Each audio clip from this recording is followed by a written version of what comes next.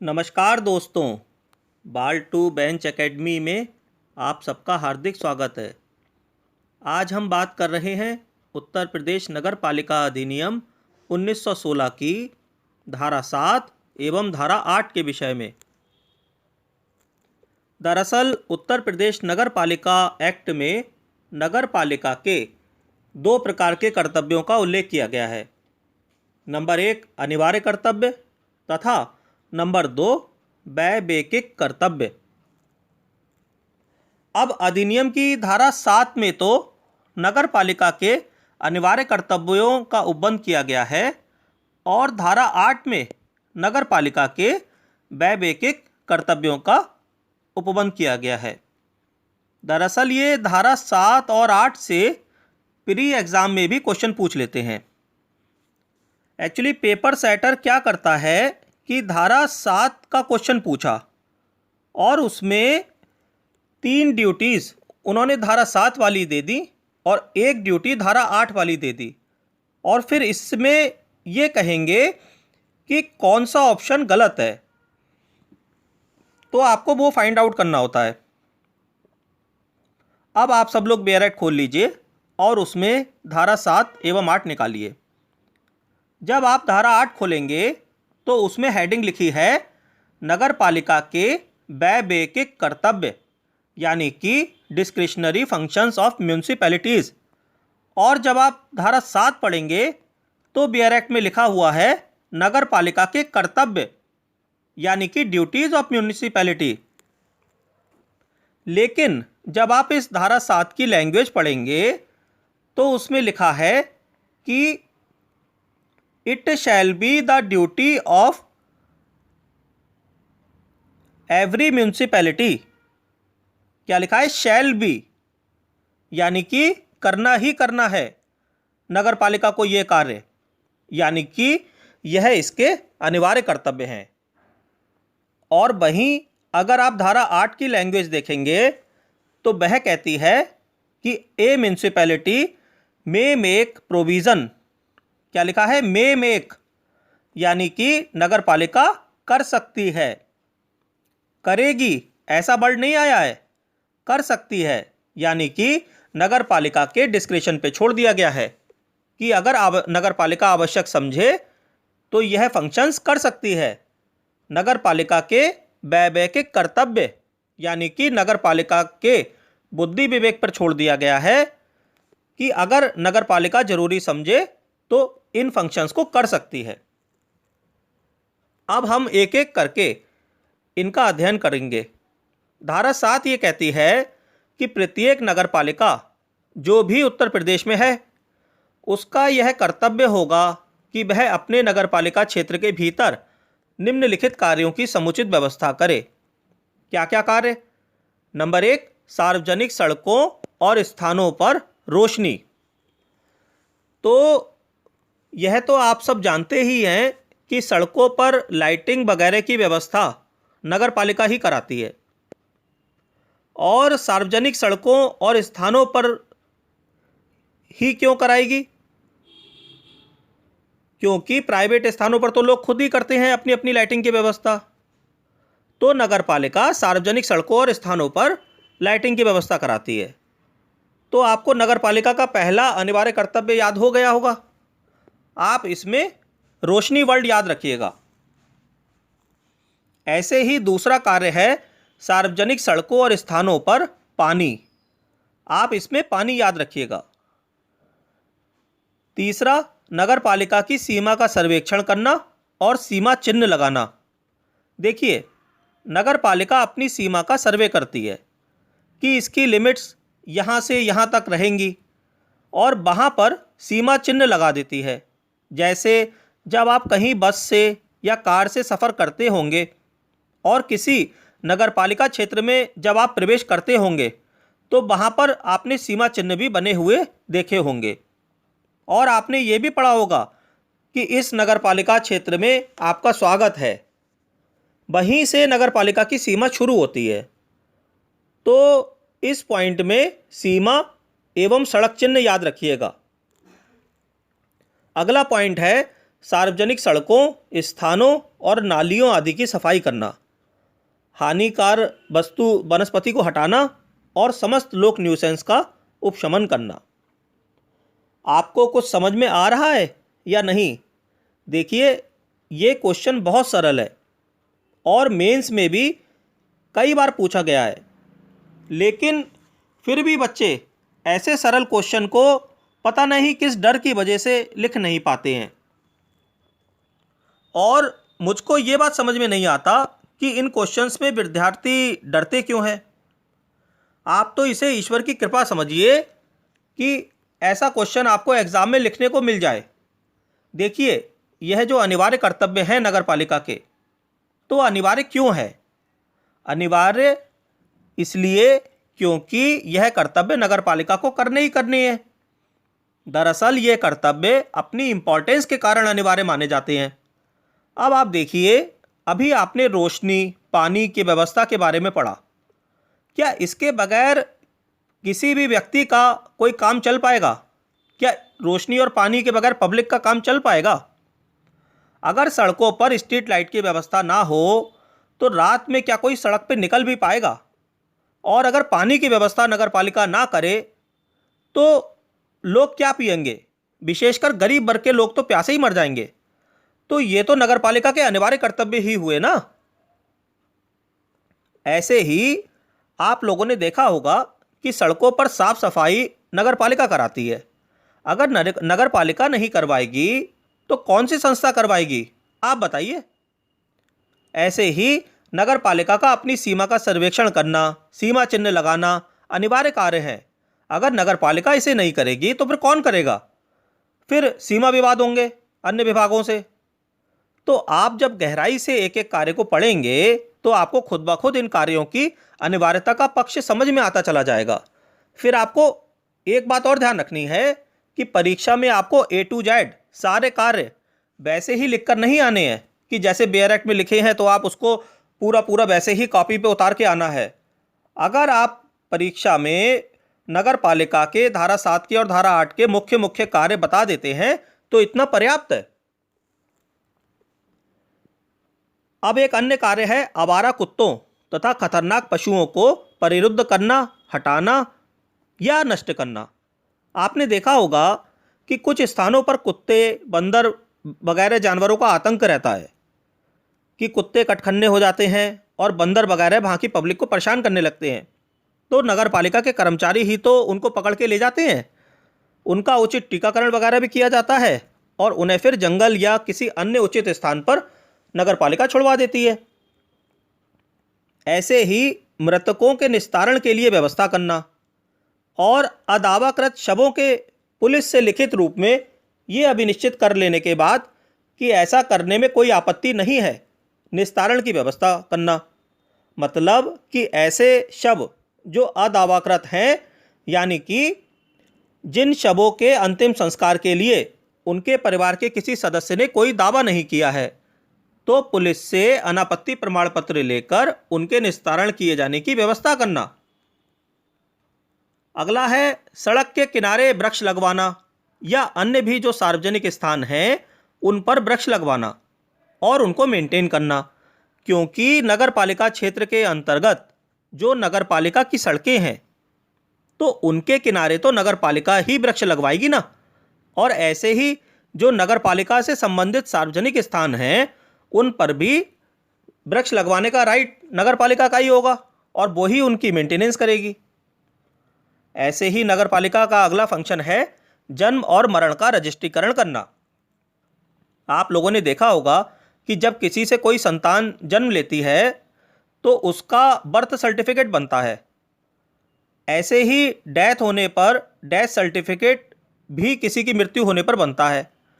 तो नगर पालिका या बृहत्तर नगरीय क्षेत्रों में नगर निगम वही ऐसे जन्म और मरण का रजिस्ट्रीकरण करते हैं और ऐसे सर्टिफिकेट देते हैं। तो मैं समझता हूं कि ये वाला फंक्शन भी आपको याद हो गया होगा। अब अगले 4 फंक्शंस हेल्थ से रिलेटेड हैं। पहला, सार्वजनिक टीका लगाने की प्रणाली की स्थापना करना। अगला है सार्वजनिक चिकित्सालयों और औषधालयों की स्थापना करना। और उनकी सहायता करना। नेक्स्ट है प्रसूति केंद्रों यानी कि मैटरनिटी सेंटर्स और शिशु कल्याण और जन्म नियंत्रण क्लिनिकों की स्थापना करना और उनका अनुरक्षण करना। और अगला है पशु चिकित्सालयों का अनुरक्षण करना या अनुरक्षण करने हेतु उन्हें सहायता प्रदान करना। तो आप बड़ी आसानी से ये 4 पॉइंट्स भी याद करके लिख सकेंगे। देखिए, ये चारों हेल्थ से रिलेटेड है। एक तो आपने देखा ही होगा, नगर पालिकाओं के अपने छोटे छोटे हॉस्पिटल्स, डिस्पेंसरीज होती हैं और इनके अपने वेटरनरी हॉस्पिटल्स यानी कि पशुओं के चिकित्सालय भी होते हैं। तो यह ऐसे हॉस्पिटल्स को इस्टेब्लिश करते हैं और उनको मेंटेन भी करते हैं। तो ये 4 फंक्शंस हेल्थ से रिलेटेड हैं, ये आप ध्यान रखिएगा तो आप एग्जाम में 4 पॉइंट्स लिख पाएंगे। अगला फंक्शन है प्राथमिक विद्यालयों की स्थापना और उनका अनुरक्षण करना। किस लिए? ताकि गरीब बच्चों को कम फीस देकर शिक्षा प्रदान की जा सके। तो नगर पालिकाओं के बहुत से प्राथमिक विद्यालय होते हैं जहां पर वो बहुत कम फीस लेकर गरीब बच्चों को शिक्षा प्रदान करती हैं। ऐसे ही अगर नगर पालिका क्षेत्र में कहीं आग लग जाती है तो सहायता देना। देखिए, फायर ब्रिगेड का भी एक विभाग होता है, लेकिन ऐसा हो सकता है कि फायर ब्रिगेड का वह ऑफिस ज़िले में या शहर में कहीं हो और आग लगे किसी गांव में, तो अधिनियम में यह नगर पालिका का अनिवार्य कर्तव्य बना दिया गया है कि आग बुझाने में सहायता प्रदान करे तथा लोगों के जीवन और संपत्ति की रक्षा भी करे। ऐसे ही चरम शोधनशालाओं को नगर पालिका विनियमित करती है। इसके अलावा पार्किंग और बस स्टॉप आदि जन सुविधाओं का निर्माण करना और उनका अनुरक्षण करना भी नगर पालिका का एक महत्वपूर्ण कार्य है। नगरीय वानिकी और पारिस्थितिकी की अभिवृद्धि करना, पर्यावरण का संरक्षण करना। इसके साथ ही साथ समाज के दुर्बल वर्ग जैसे कि विकलांग और मानसिक रूप से मंद व्यक्ति आदि को उनके हितों का संरक्षण करना। इसके अलावा कांजी हाउस का निर्माण करना और पशुओं के प्रति क्रूरता का निवारण करना। देखिए, आप ऐसे याद कीजिए कि एक तो वृक्ष लगाना, फिर पर्यावरण का संरक्षण करना, नगरीय वानिकी और पारिस्थितिकी की अभिवृद्धि करना और पशुओं के प्रति क्रूरता का निवारण करना। अब अगला है गंदी बस्ती सुधार करना, नगरीय निर्धनता कम करना और नगरीय सुख सुविधाओं की व्यवस्था करना। नगरीय सुख सुविधाओं में क्या क्या आते हैं? जैसे पार्क बनाना, गार्डन्स लगाना, खेल के मैदान यानी कि प्लेग्राउंड्स बनाना आदि। दोस्तों, अब आते हैं धारा 8 पर। धारा 8 के अंतर्गत नगर पालिका के डिस्क्रिशनरी फंक्शंस बताए गए हैं कि नगर पालिका अपनी सीमाओं के भीतर और प्रेस्क्राइब्ड अथॉरिटी की परमिशन से अपनी सीमाओं के बाहर भी कुछ कार्यों के लिए व्यवस्था कर सकता है। मतलब कर सकता है, कंपलसरी नहीं है बल्कि डिस्क्रिशनरी है। नगर पालिका के डिस्क्रिशन पर डिपेंड करता है कि करे या नहीं, यानी कि यह वैवेकिक है। नगर पालिका के विवेक पर निर्भर करेगा कि अगर नगर पालिका करना चाहे तो कर सकता है। तो यह कार्य कौन कौन से हैं? Number 1, laying out in area and acquiring land for that purpose, यानी कि नवीन सार्वजनिक सड़कों का विन्यास और इस प्रयोजन के लिए तथा भवनों और उनके अहाते यानी बिल्डिंग्स के कंपाउंड्स के निर्माण के लिए भूमि अर्जित करना।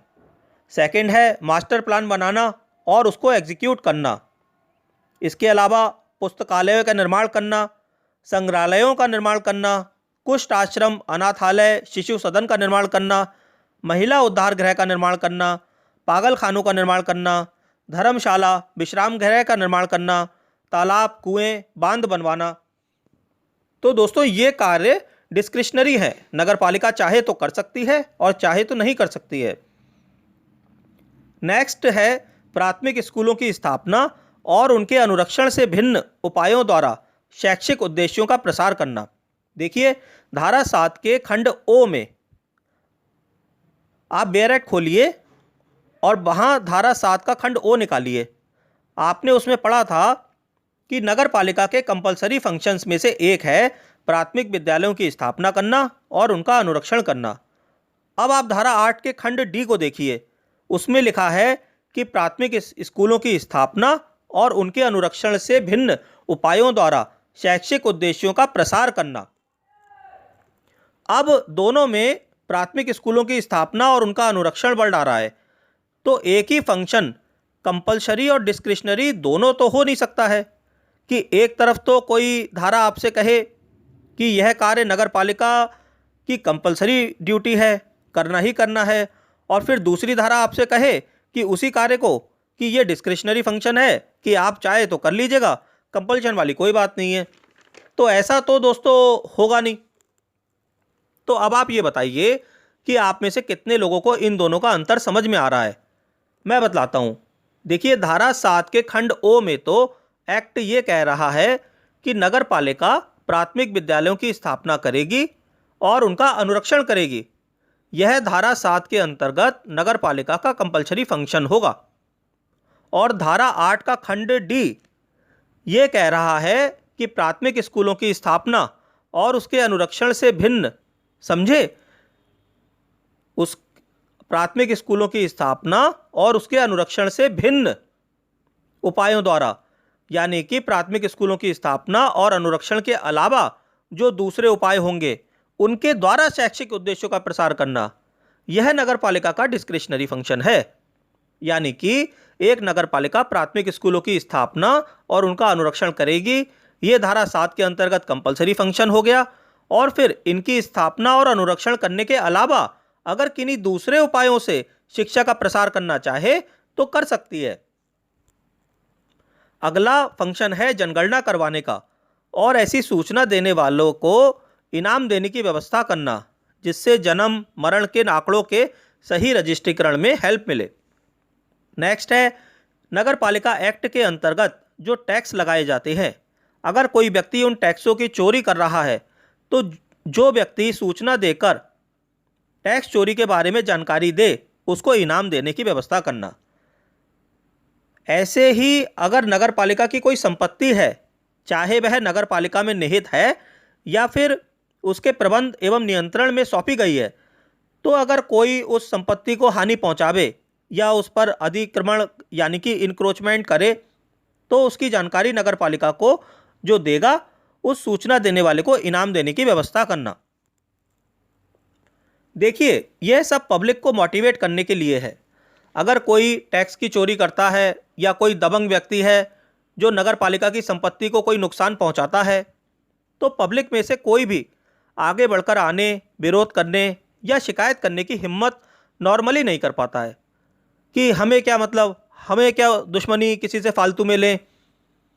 इसीलिए ऐसे इनाम देने के या सम्मानित करने के प्रोविजंस रखे जाते हैं कानून में, ताकि लोगों को प्रेरणा मिले और वह आगे आकर सरकार की और सरकारी संस्थाओं की मदद करें ताकि सरकारी संपत्ति की रक्षा हो सके।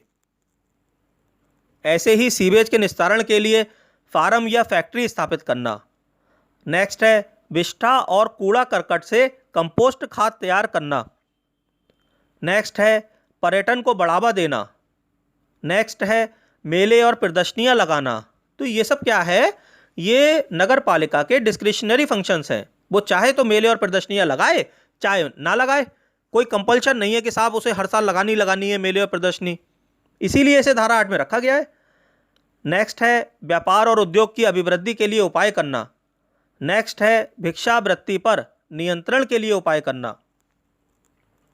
तो अगर आप इतने फंक्शंस भी मुख्य परीक्षा में लिख आते हैं तो यह मोर देन सफिशिएंट है। परीक्षक आपसे यह एक्सपेक्ट नहीं करता है कि आप पूरा का पूरा बेयर एक्ट में लिखा एग्जाम की कॉपी में छाप दें या एक एक लाइन वैसे के वैसे ही उतार आएँ। हाँ, प्रश्न के संबंध में मुख्य मुख्य समस्त तथ्यों का ज्ञान आपको अवश्य होना चाहिए। ठीक है, अब धारा 8 में जो परंतुक दिया गया है उस पर आ जाइए।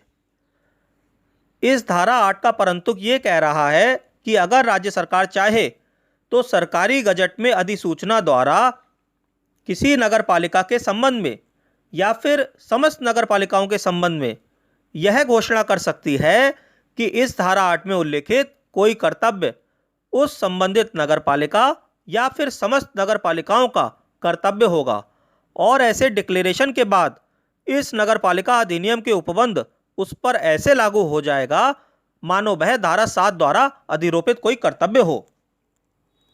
मतलब धारा 8 में वैवाहिक कर्तव्य बताए गए हैं, उनके संबंध में राज्य सरकार सरकारी गजट में अधिसूचना द्वारा किसी भी डिस्क्रिशनरी फंक्शन को कंपल्सरी एक्ट के रूप में घोषित कर सकती है।